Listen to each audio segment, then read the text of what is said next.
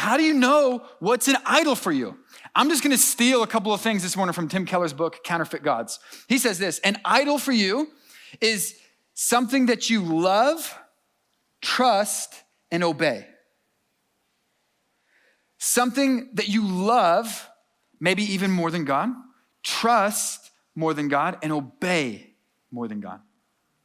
So what are some idols for us, okay? Here's the first one, American Christian. Comfort. We've bought into this idol of the American dream. That the most important thing for us is our comfort.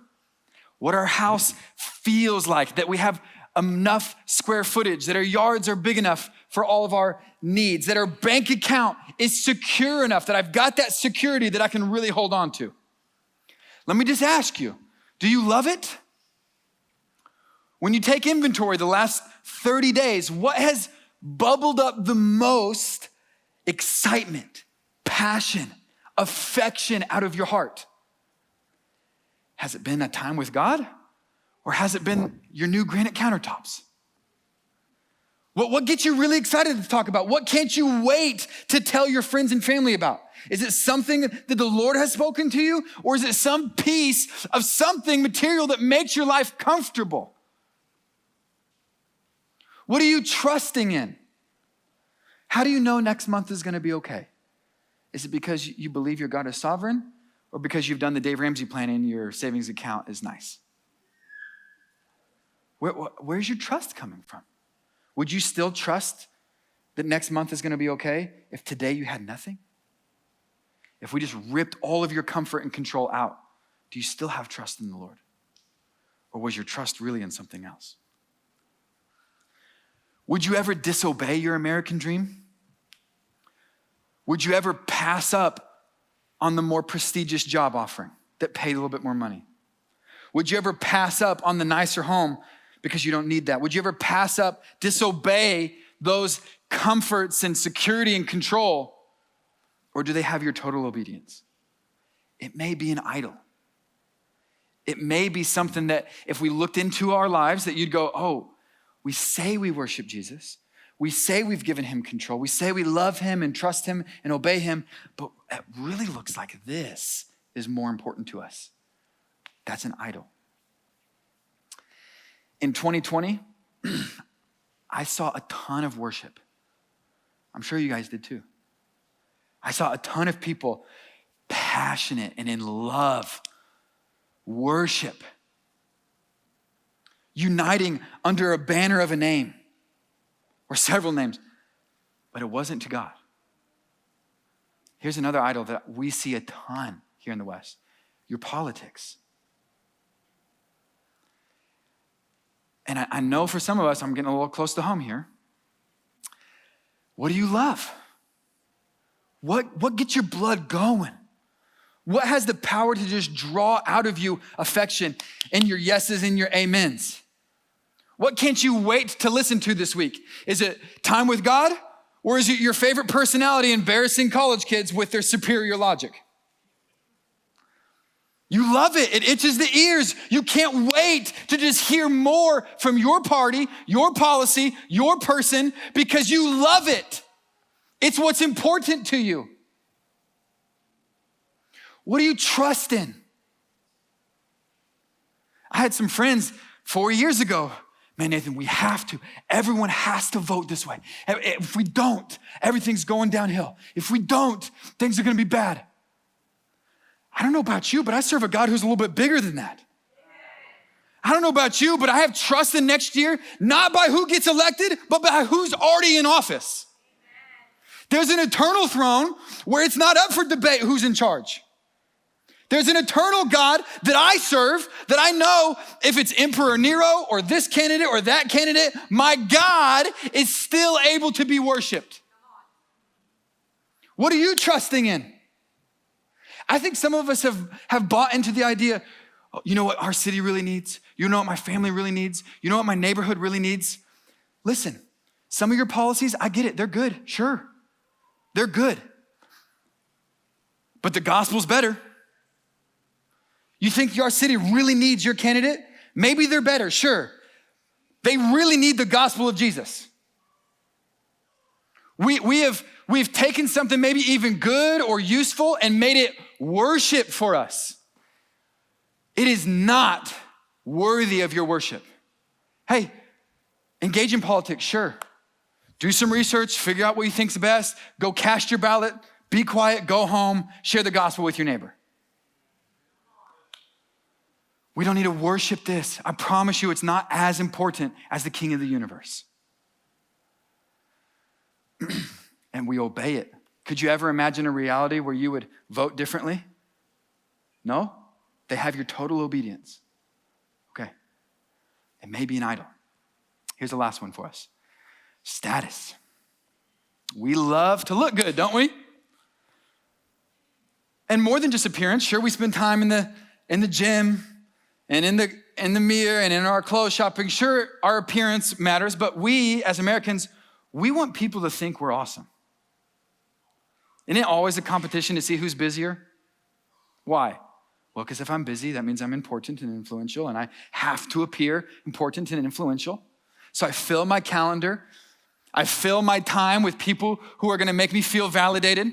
My Instagram is totally curated because it really matters. Those likes and comments are an IV into me that just fill me full of what's important to me. It's what I love. It's what I obey. I would never post something embarrassing about my testimony on Facebook because, well, that would infringe on my status, my appearance, the way that I look. Sometimes we think when we start talking about idolatry that money is an idol. I think money is actually just a surface. It's a tool to serve a real idol. You want money for what? For your comfort or for your status? Look at this career I have. Look how many digits I make. Doesn't that mean something to me? Yeah, I would never quit my job and go work at this nonprofit or this place that pays. I would never do that because that would infringe on my status and the way that I look. We obey this. It's an idol. Now, the text actually gives us a couple of reasons why we would want to flee idolatry, okay? Couple of reasons. Why is this a big deal? Why should we flee this? Look at this. The first one is this. You should flee idolatry for your sake. Verse 21. You cannot drink the cup of the Lord and the cup of demons. You cannot partake of the table of the Lord and the table of demons. Look at this, verse 22. This is important. Don't miss this. Verse 22. Shall we provoke the Lord to jealousy? To jealousy. Sometimes we think that word is a negative one, but not when it's used appropriately. Raise your hand if you're married. You married in the room? A couple of us. Imagine you come home and you see your spouse sleeping, engaging in sexual intimacy with somebody else. What would that stir up in you? Hopefully a little holy jealousy. Whoa, whoa, whoa, whoa. Only you have the right for that kind of intimacy with that person. That's what it means to be married. No one else has that right to have that from them except for you.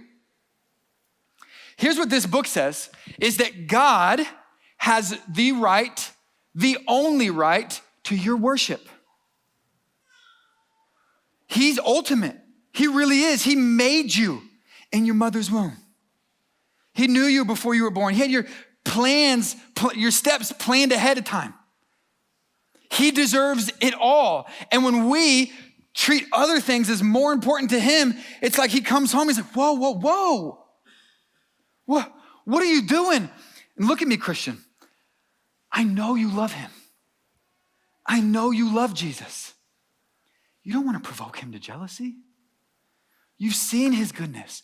You've seen his faithfulness. You've seen him be so kind and sweet and good to you. You don't want to provoke him to. I hate the fact that I can see moments in my life where I've provoked my God to jealousy.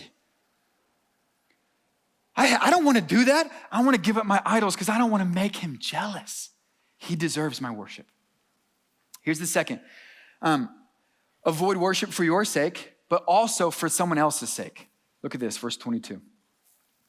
I'm going to start in 27. If an unbeliever invites you to dinner and you're disposed to go, eat whatever's set before you without raising any question on the ground of conscience. But if someone says to you, hey, this has been offered in sacrifice, don't eat it. Why? For the sake of the one who informed you and for their conscience.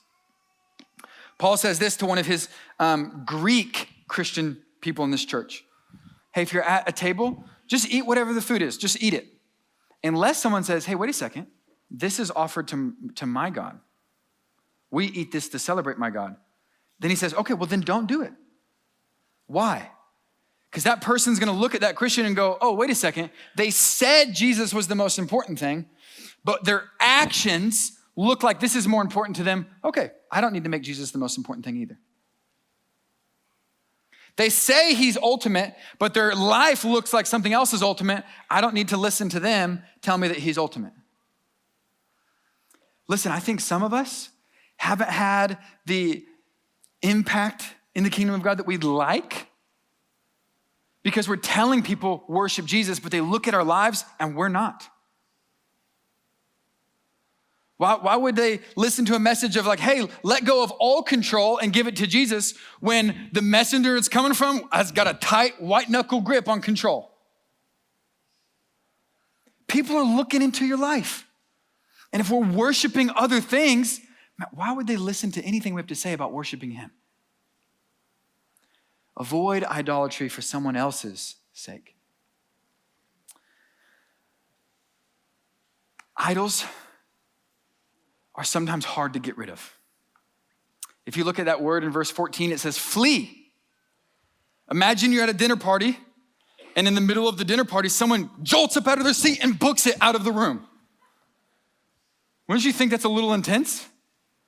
Well, they're fleeing idolatry. We're not playing games. We're not, well, I hope this is a little bit toned down next week. Sometimes it's intense. Sometimes getting rid of your idols, it's like this cannot be my God. I'm getting rid of it. If you've spent a little bit of time with me, you know I've got one hobby, just one. I like board games. I listen to board game podcasts. My heart gets really excited thinking about the games I'm gonna play next. I log all the data of who else played at my house and how long we played for and who won. I love board games. I brought my favorite one today. This is my favorite board game. It's called Blood Rage. It's an interesting name. It's about Vikings battling it out. It's a ton of fun. It's my favorite game. I love this game. To me, this has a lot of memories. I've got a list of all the guys who've ever played with me. They sign their name. It's a box full of memories. Me and my sister spent over 60 hours hand painting all the miniatures in here. We painted these guys by hand, very meticulous. I've sleeved all of the cards. It's so they don't get damaged, so they're very protected. Love this game. And there's been times when like, man, you look at my life. Nathan, what do you love? What's ultimate to you? I don't want to run the risk of something like this being more important to me than my faith in Jesus.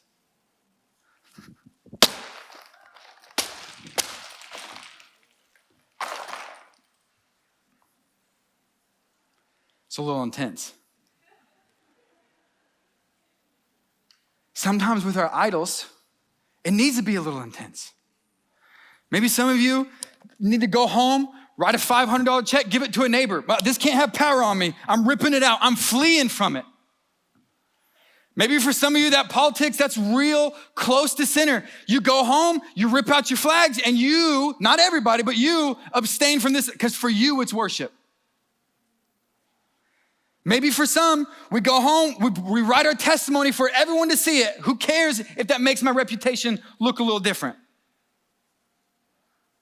We gotta take those idols down. But listen, I love how Tim Keller puts this. You can't just remove an idol, you have to replace it.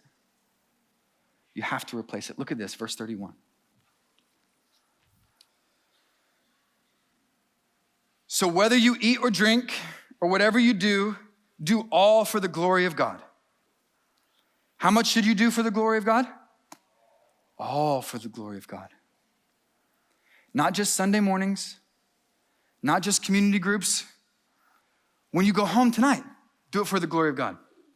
When you play games with your friends, do it for the glory of God. Your career, your passions, everything for the glory of God. If you liked what you heard, you can check out the full sermon by clicking on the video right over here. And if you want to connect with us, you can do so on YouTube or Facebook or Instagram. Thank you for watching today. God bless you.